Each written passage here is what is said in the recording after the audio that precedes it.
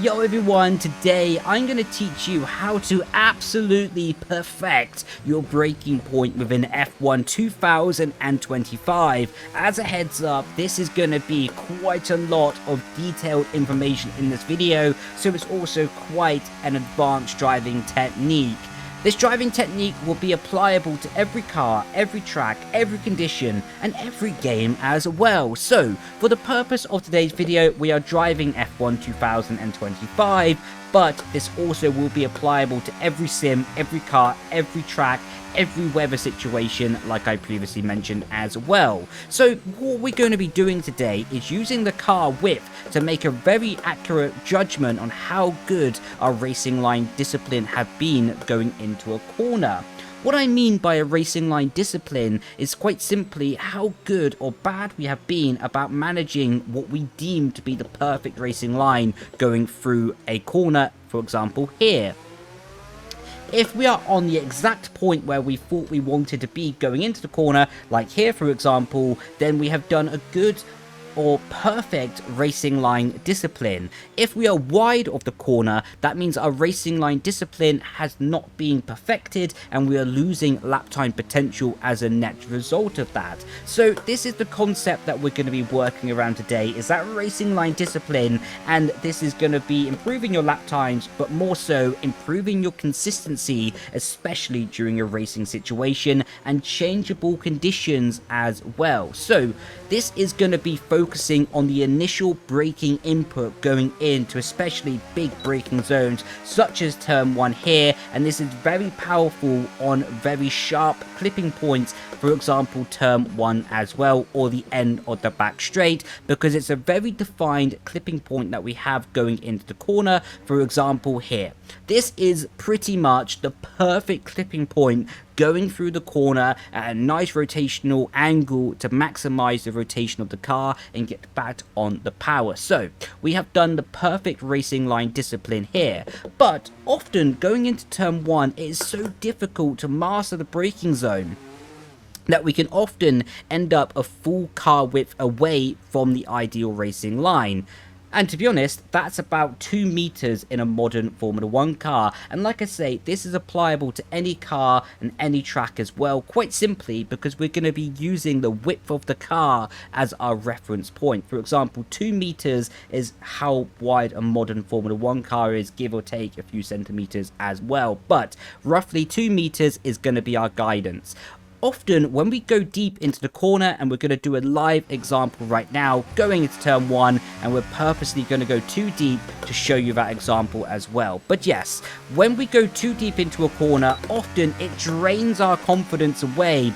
To be honest, it did drain my confidence away when I used to do professional racing within F1 sim racing as well. You see, going into the corner a bit deep, and we end up about 1 meter away from the ideal racing line. And to be honest, like I say, that can drain confidence away on a qualifying lap, but especially a racing situation. And on the following lap, we can often overcompensate and brake too early to try and ensure we get to the corner. And to be honest though, if you break it down and think about it in granular detail, and in, to be honest, honest truth as well, we're going into the corner right now, and all we've done is missed our ideal clipping point by about 1 meter. Do you know what that means? If we actually put it into an algorithm and sort of a 1-to-1 ratio for thinking about it and actions that we can apply as a net result, to be honest, we only need to be braking 1 meter earlier. Yes, I know there's variables changing lap to lap, but to be honest, as a rule of thumb and as a core principle, if we are missing the corner by 2 meters, all we actually need to be doing is braking 2 meters earlier on the following lap, providing the grip conditions are exactly the same like they are in time trial. Of course, if we have a situation like we're in a, well, actually a race, you know, the car is getting lighter every lap by, let's say, 3 kg because the fuel is burning off, of course, depending on the length of the lap. And also the tires are getting slightly worse, what means we have less grip available to us. So, of course, there's constant variables that affect our ability to get the car slowed into a corner. But if you're speaking about a constant variable like time trial, and there's a rule of thumb that you can be thinking about and applying as the racing stint goes on, even with the variables changing, i.e. wet weather, tire wear, fuel burn as well, this sort of principle of using the car width and measuring how much you miss the apex by, and you can do this in live timing, and you could say into a corner, oh, I feel like I missed the corner by 1 meter.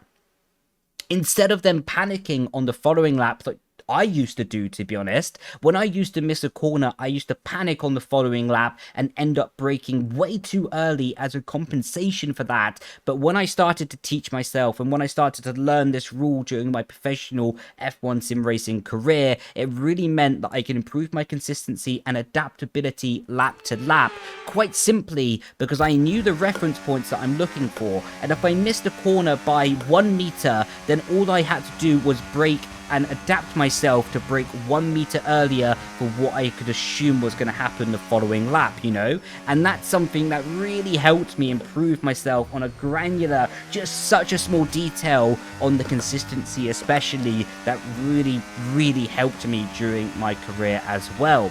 So this is, like I say, a really detailed thing that I hope can be helping you as well, and it has so many examples to it and so many levels of possibility to really help your confidence grow.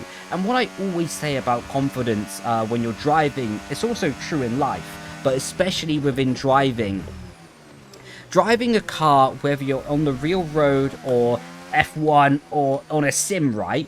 Confidence is built by the car doing what you expect it to do. Sounds like an obvious statement, I know, but confidence can get drained away from us when the car is doing unexpected sliding or unexpected grip patterns, like I say, that we're not expecting. Again, obvious statement, I know, but the more that the car becomes predictable for what we expect it to do, the more confidence we can gain, because it's quite simply doing what we expect. That will happen in every area of life, that the more that we can predict the outcome, and that outcome becomes true and becomes right, the more confidence we're going to gain in that subject or area of possibilities that we're working on, not just limited to sim racing. And that's really what I'm trying to get to the core of this video with. Of course, the technique is the main, let's say, star of the video, but if you can start building up your sort of network of confidence, network of skill sets and possibilities to adapt yourself on the fly when driving, then you're going to build that confidence higher, and once you just have it such a good point, you're just going to drive the absolute wheels off the car. You're going to have so much enjoyment as well, and satisfaction when you're driving around in the virtual circles. Well, I say virtual circles, so I think it's quite funny to say it that way. But even if you're driving the car in real life, the more predictability that you can actually ask of yourself and ask of the car, and the more that it comes true during corners, then ultimately that confidence is just going to grow. And the real baseline and the real point of today's video is going to be, if you're missing the corner, measure out in your mind and try to do it in live timing when you're driving, when you're racing. If you can measure out how much you think you missed a braking point by, then you can just adapt it on the following lap. And it may only just be that algorithm in your mind of saying, right, I missed a corner by 2 meters. I'm going to brake 2 meters earlier on the following lap. And like I say, it really helped me during my professional career, and I really hope it can be helping you as well. And yeah, look after your confidence, because the confidence is key to absolutely having pure satisfaction. When you have pure satisfaction when driving, you're probably going to drive more, and when you drive more, you're going to improve more as well. So with that being said, I've been Brendon Leigh.